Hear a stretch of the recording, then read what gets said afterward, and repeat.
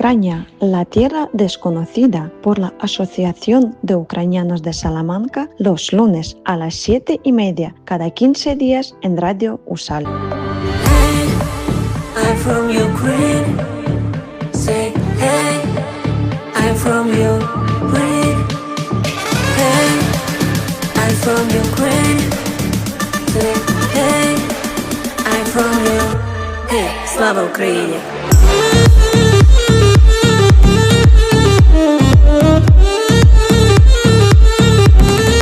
Слава Україні!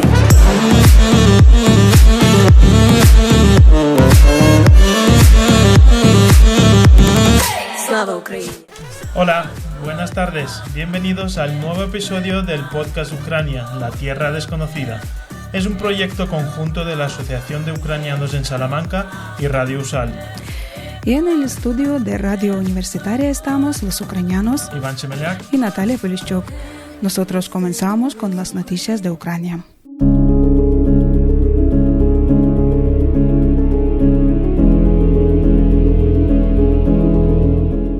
¿Pueden imaginarse temperaturas de menos de 20 grados? Este invierno en Ucrania es extremadamente frío, heladas intensas y nieve. Pero ahora imaginen el invierno sin luz ni calefacción. Sí, mi madre, que vive en la región de Khmelnytsky, me informa que no hay electricidad hasta 12 horas al día. En toda Ucrania continúan cortes constantes. Así que durante las pocas horas en que vuelve la luz, la gente logra cocinar, cargar los móviles y hacer las tareas del hogar. Parece que para los rusos, que continúan atacando Ucrania cada noche con numerosos drones y misiles, esta es una nueva táctica: torturar con el frío a la población ucraniana y dejarla sin las necesidades humanas básicas. Por la situación en los colegios de Kiev, a partir del 19 de enero comenzaron unas vacaciones no previstas, que durarán hasta el 1 de febrero. Estas vacaciones escolares adicionales se compensarán reduciendo las de primavera y parte del verano, así que el curso escolar en Kiev finalizará el 1 de julio. Decisiones forzadas similares se tomaron también en otras regiones del país. Solo donde la situación del suministro eléctrico es algo mejor, los niños continúan estudiando a distancia o en formato mixto. Además, en toda Ucrania se han desplegado puntos de emergencia, o se llama puntos de resistencia y de calefacción, donde se ofrece a la gente té caliente y comida. Una amiga mía con la que intenté hablar por teléfono me dijo que no podía hacerlo porque el móvil se descarga rápidamente con el frío. Entonces, en las calles de la ciudad se escucha constantemente el ruido de los generadores, que a menudo también interfiere en la comunicación. Además, se difunden recomendaciones sobre cómo calentarse en estas condiciones, mientras que Rusia continúa atacando la infraestructura energética de Ucrania.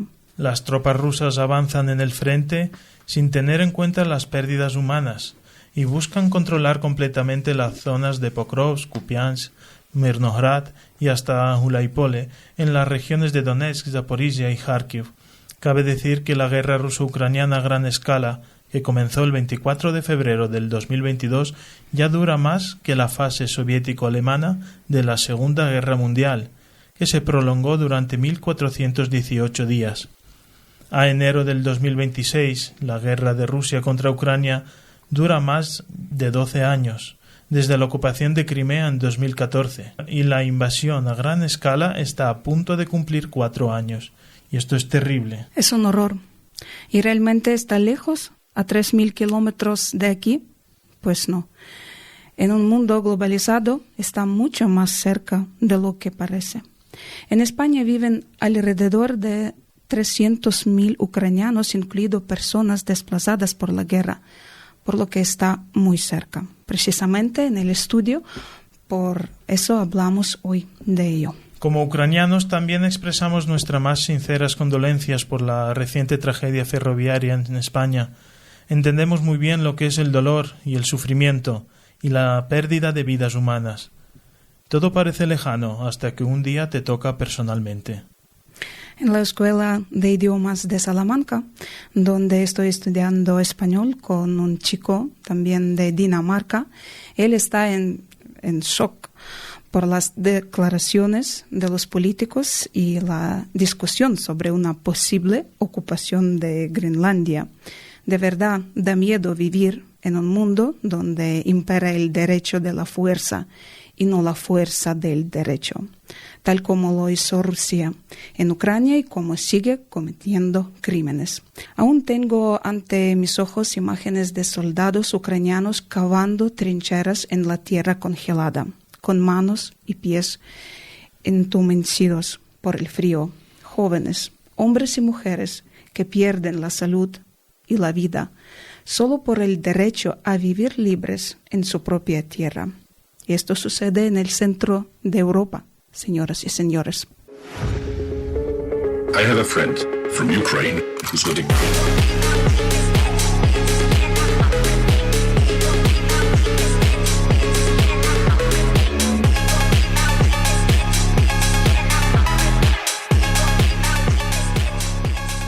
Hoy tenemos en el estudio de Radio Usual a un invitado especial, nuestro amigo venezolano Alejandro Amaral, abogado venezolano, comerciante en Salamanca, miembro activo de la comunidad venezolana y fundador de la plataforma Casa Venezuela de Salamanca. Hola. Hola. Alejandro, ¿qué tal? Saludos a todos los oyentes de este programa y muy especialmente al mundo universitario.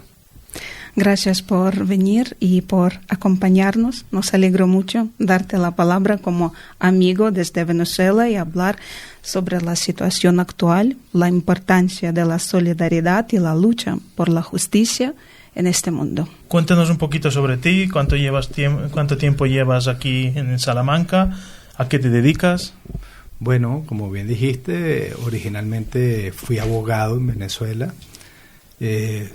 Tuve un recorrido muy interesante durante 25 años y bueno, dadas las circunstancias, unos por unos motivos y otros por otros, nos tocó salir en el 2017 y radicarnos aquí en Salamanca.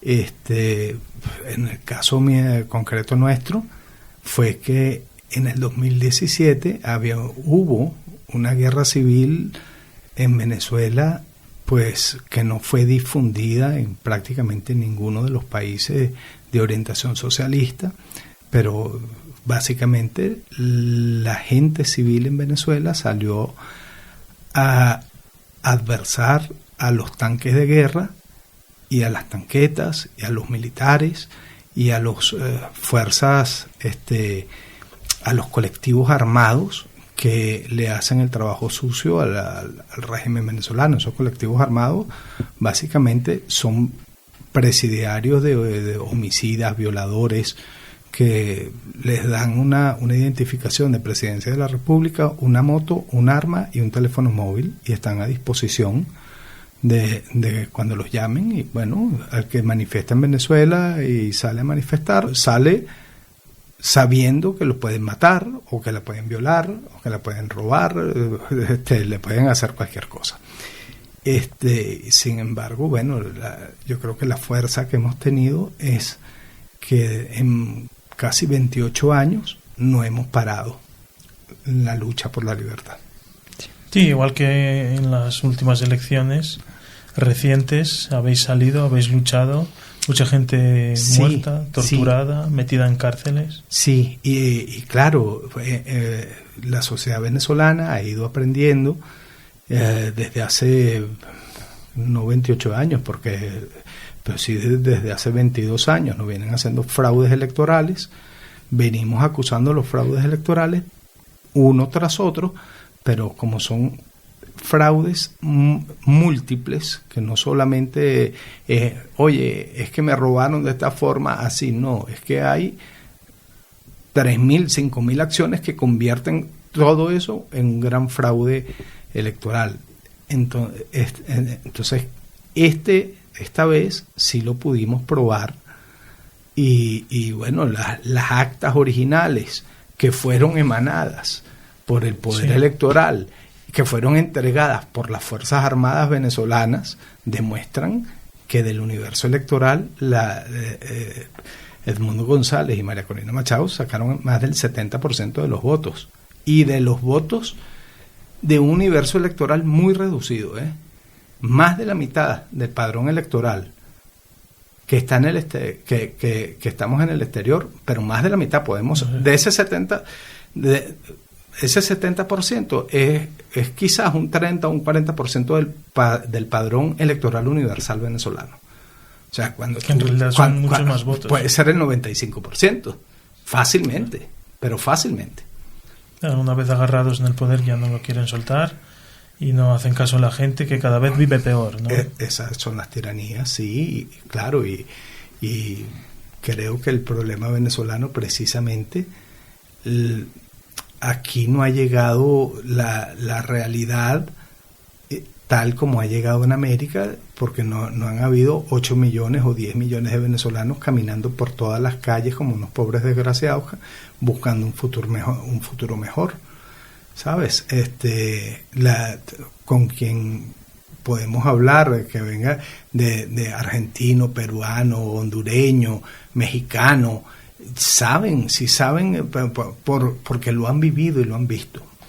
Y fíjate que ustedes acaban de hablar algo que me puso a reflexionar ahora, que me estaban hablando un poco que la intención de este programa es que la gente empatice un poco con el problema ucraniano. Fíjate, a mí una vez me preguntaron que si era verdad lo que se veía en Venezuela por la televisión, lo mismo le va a pasar o pasa en Ucrania. No, la verdad es mucho más cruda. No es lo mismo verlo por televisión, que te lo cuenten, que te lo digan, que presenciarlo.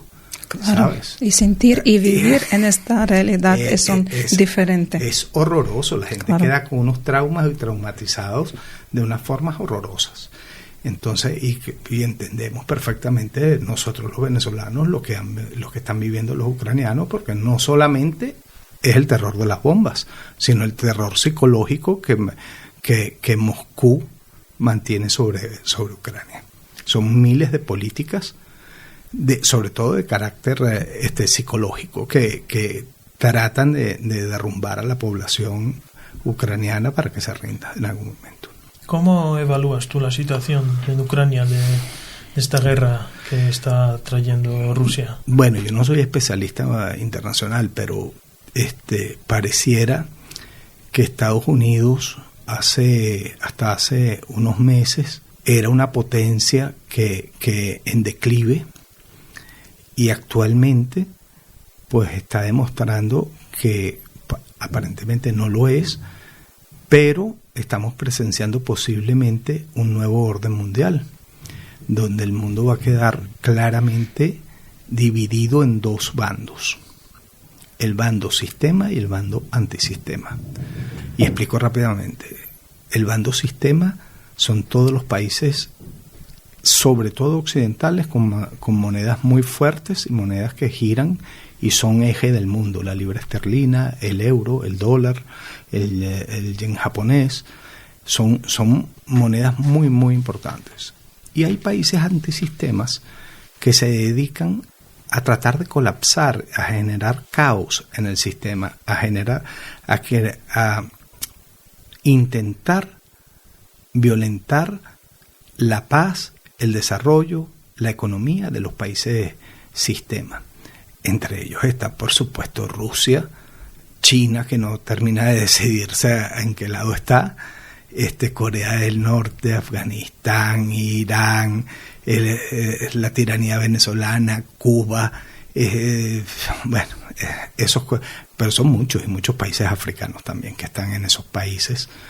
Entonces, hay realmente, pues yo lo veo así, una división del mundo que se está polarizando en dos.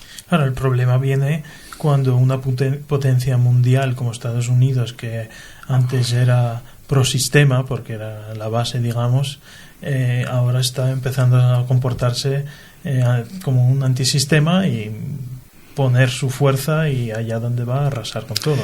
Bueno, fíjate, No lo sé, que es muy, para nosotros los venezolanos, pues es muy difícil evaluar esto. Lo que sí hemos visto es que el derecho no sirve de nada en materia internacional. ¿Cuántos años tendrían que pasar para que las organizaciones internacionales, la ONU, la OEA, o cuando el Mercosur o cuánto organismo internacional se pudieran intervenir en el caso venezolano? ¿Qué drama mayor pudiera haber? Un país donde no había medicinas, no había comida, no había absolutamente nada para que la gente se quedara ahí, para que la gente viviera, siendo quizás el país más rico del mundo. Entonces, oye, frente a esta acción de los Estados Unidos, pues nosotros tenemos que darle las gracias sobre todo al presidente Trump, que es el único que ha tratado de hacer algo por Venezuela. Oye, no sabemos en qué va a terminar esto, ¿sabes? No lo sabemos. La gente nos dice, sí, pero se están quedando con el petróleo. Y no es verdad. No es verdad. No, el poco petróleo que sacaba la tiranía iba destinado el 10% a Cuba. Cuba no pagaba ni un centavo. Y fíjate qué interesante lo que se vio, que cuando extrayeron a Maduro, pues el anillo de seguridad eran todos cubanos. ¿Qué presidente tiene como anillo de seguridad propio de la presidencia de la República una potencia extranjera? Y esta sería mi pregunta por maldición de los recursos, y qué me parece con riqueza de Donbass, que también quiere ocupar Rusia por, de verdad, recursos que tiene esta tierra. Por eso sí, los motivos son... Pero yo lo veo un poco distinto. Yo creo que el caso ruso sí es un acto de colonialismo puro y duro. O sea, Rusia quiere ocupar el Donbass, Zaporilla y la otra provincia, y si pudiera toda Ucrania, porque ya lo ha dicho Putin, que históricamente ustedes no deberían de ser ni siquiera ucranianos, ustedes son rusos.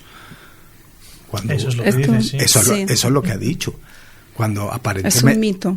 Su historia es un aparentemente mito. Puede ser hasta todo lo contrario, porque más civilizado fue el pueblo ucraniano, más aportó a los rusos que los rusos a los ucranianos. Pero bueno, esa es la posición de Moscú, y uno sí entiende que Moscú, la excusa fue el intento de Ucrania de protegerse mediante la OTAN para ocupar. Esa fue la excusa de Moscú para ocupar Ucrania. Y evidentemente sí estamos, sin lugar a dudas, frente a una ocupación colonialista y busca, por supuesto, todos los recursos naturales. Es una maldición los recursos naturales. En este caso sí es una maldición. En el caso de Venezuela, los recursos naturales han sido una maldición en el sentido de que cuando un país tiene tantos recursos naturales, pues se abandonan muchas áreas de trabajo que deben tener los países muy fuertes y se vuelven muy dependientes de esos recursos naturales. Por eso también es una maldición.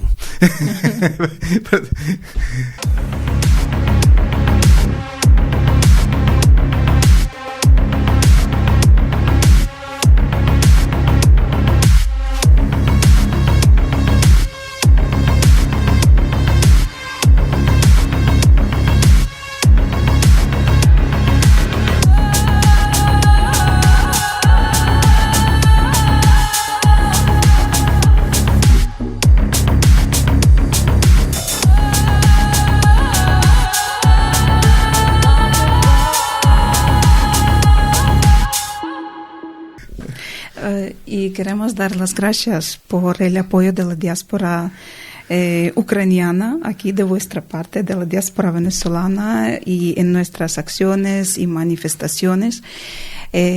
¿Por qué es importante también para vosotros apoyar a ucranianos? Te lo digo porque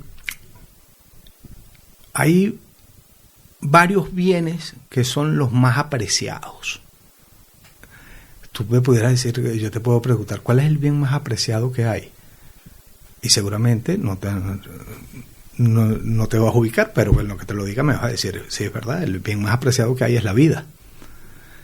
El segundo bien más apreciado que hay es la libertad. Claro. Y ahí, ucranianos y venezolanos, pues estamos luchando por la misma causa. ¿Sabes? Exactamente. Tanto por la vida como por la libertad, pero más, creo que el objetivo primario es la libertad. Y bueno, la vida queda de un lado, inclusive la vida queda relegada. Hay mucha gente que puede ofrecer la vida a cambio de la libertad de los suyos, de la libertad de su pueblo, de sus hijos. Es cierto que estamos luchando todos por la libertad de nuestro pueblo, por poder elegir dónde vivir y cómo hacerlo. Y además el precio es muy alto, sí, lamentablemente. Sí, lo que tenemos es que pedirle a Dios, a todos los que crean en Dios, a cualquier Dios, no importa el que sea, que bueno, que los líderes mundiales tengan la suficiente inteligencia como para ver el valor, el momento histórico que están viviendo. Europa en este momento, pues, es un gran aliado de Ucrania. Sin los Estados Unidos, yo creo que Ucrania puede seguir peleando y puede seguir sobreviviendo. Eso, pero claro, hay un dicho muy antiguo que decían, aquí en España no les gusta, que dice que cuando los Estados Unidos tose, el mundo tiembla. Entonces, yo creo que eso es un mito, aun cuando los Estados Unidos ciertamente ha sido y es muy poderoso, pues no tiene tampoco la determinación final en asuntos mundiales. No hay un mundo unipolar. Sigue siendo multipolar, pero bueno, pareciera que vamos a un mundo tripolar o bipolar. Cuéntanos un poquito cómo vive la diáspora venezolana aquí en Salamanca. Bueno, los venezolanos vivimos pues muy bien, y no solamente en Salamanca. Mira, la tragedia venezolana es tan grande dentro de Venezuela que yo tengo amigos que viven en Haití, que es el peor país de América, que es un infierno, y están muy contentos, porque las situaciones son mucho mejores que la de Venezuela. Entonces, cuando ustedes hablaban ahora que no había agua en buena parte de Ucrania y no había electricidad, pues claro, esas son cosas que también pasan en Venezuela a diario, y sin una guerra, sin bombardeos, ¿sabes? Es una cosa inexplicable, es el maltrato de un tirano a su población, a su propia población. Los análisis que hemos hecho es que es un grupo delincuencial que se ha apoderado del poder de una nación que era Venezuela, y justamente todos los bienes van a parar a todas las organizaciones antisistema del mundo. Y cuéntanos, por favor, porque has montado una plataforma, no sé, creado, que se llama Casa Venezuela de Salamanca, y a mí me parece también hay una casa ucraniana, pero en Alicante, donde vive una diáspora ucraniana numerosa, y buscamos hogar, ¿no?, para nuestra alma, y me parece que este nombre no es, no sé, casual. No. Fíjate, en Venezuela recibió después de la Primera y Segunda Guerra Mundial una cantidad importantísima de desplazados de guerra europeos de todas las nacionalidades. Y por eso es que los venezolanos somos en gran mayoría multiculturales, casi ninguno somos puros venezolanos. Somos una gran mezcla. Aparte de la historia nuestra en la colonia, que los españoles pues se mezclaron con las indias. En Venezuela existían muchos sitios que fueron creados por esos inmigrantes. Llegaron a un éxito tremendo. Habían unas casas que tenían unos niveles deportivos en casi todos los deportes muy importantes, en materia cultural, en artes, sobre todo en darle relevancia a la cultura de cada país y de cada región. Entonces nosotros en Caracas teníamos, por ejemplo, el Hogar Canario, la Casa de los Gallegos, la de los Asturianos, la de los Vascos, y la de los portugueses, el Centro Portugués. Los portugueses inclusive llegaron a tener prácticamente el monopolio de los grandes supermercados y quizás el banco más fuerte que hubo en aquel entonces, porque almacenaba todo el dinero en efectivo que de todas esas cadenas de supermercados gigantes. Entonces, la tasa overnight, los préstamos interbancarios que se prestan los bancos en la noche, los cubría ese banco portugués. Entonces, claro, teniendo esa experiencia, nosotros pues hemos venido hablando, diciendo, coño, ¿cómo es posible que todos ellos hayan podido hacer estas cosas y nosotros no hemos podido? Entonces, bueno, es una plataforma que viene en expansión. Tenemos muchas ganas, muchos proyectos, pero aquí las cosas son más lentas también, porque pues la economía es más lineal en España, pues no hay ese boom de crecimiento tan grande que en los países americanos.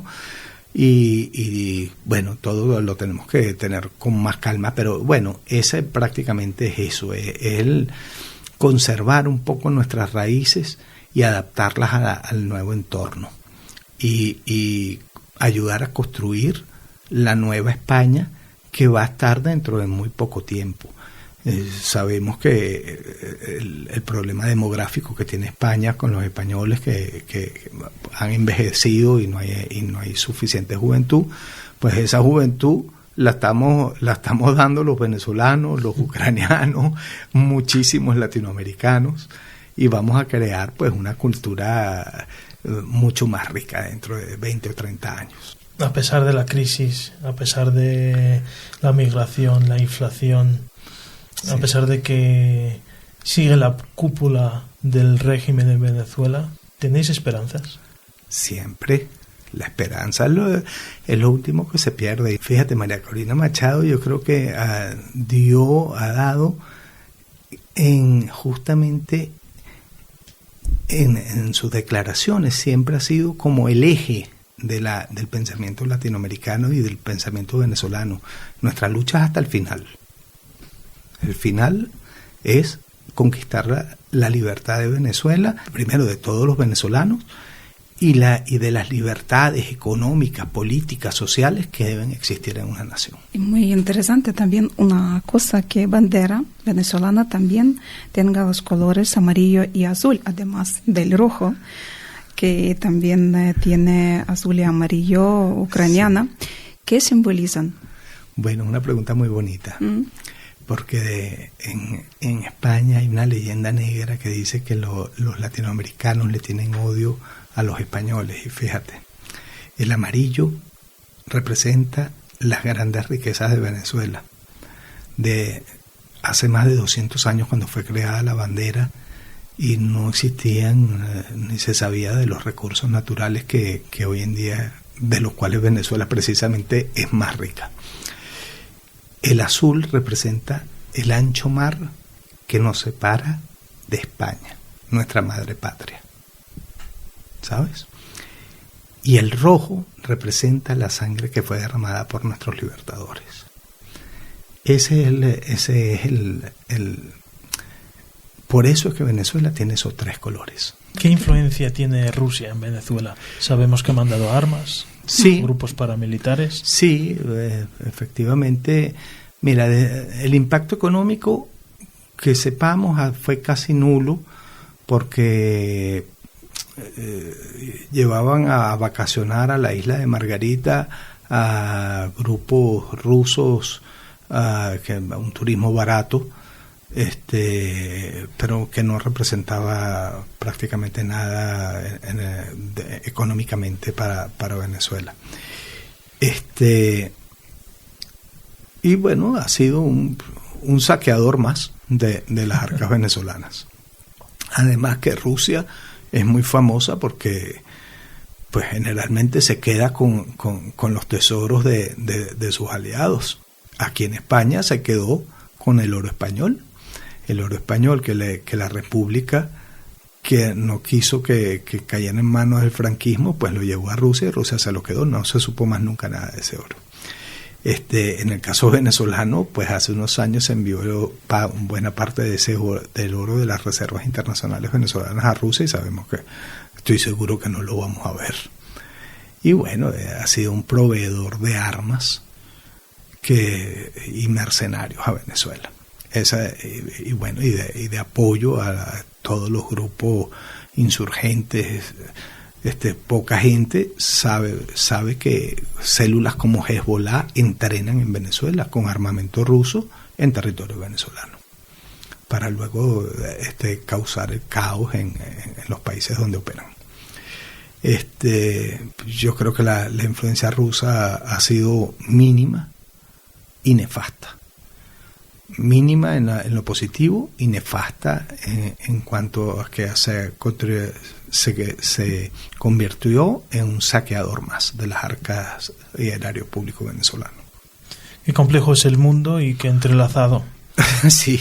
Pero a nosotros nos queda pues la fuerza de seguir luchando por la libertad y la esperanza. Bueno, y fíjate, yo en Venezuela, algo que me ayudó a mí mucho en el derecho fue una visión filosófica de la justicia y del derecho. Las cosas no debemos conformarnos, los habitantes del mundo, en verlas como están, sino en cómo deben ser.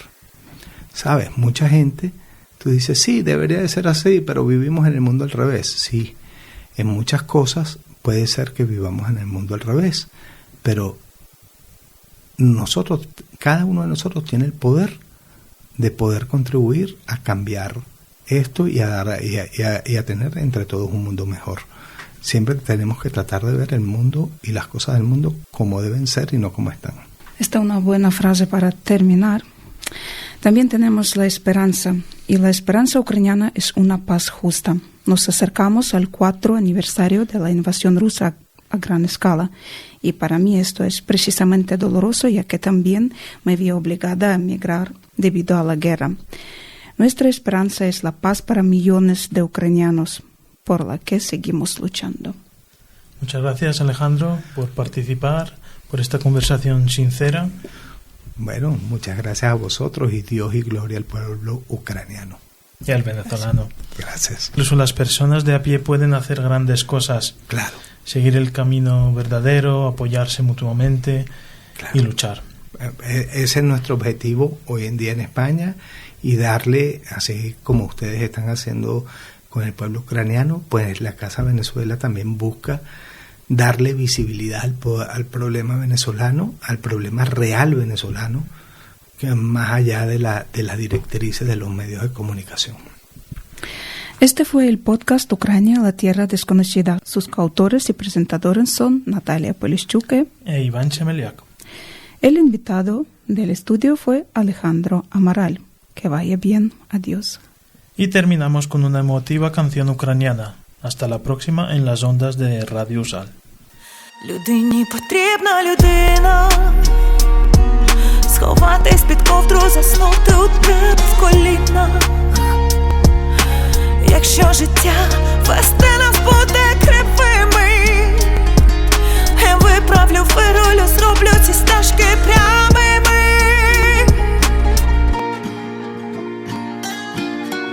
А хто сказав, що наші шляхи мають розійтись? А хто сказав, що ми тягнемо один одного вниз? Ну хто сказав?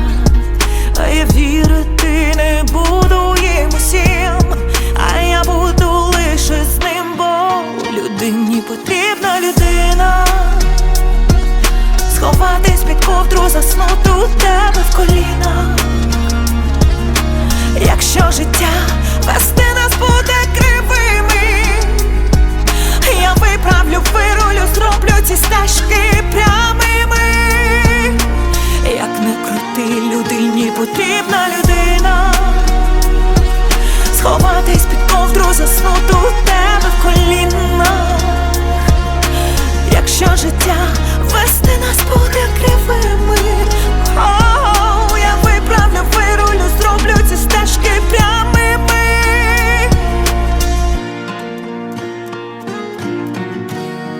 навіть коли я мовчу, обіймаючи, голосом кричу: цьому світу я тебе люблю, бо без тебе я не проживу.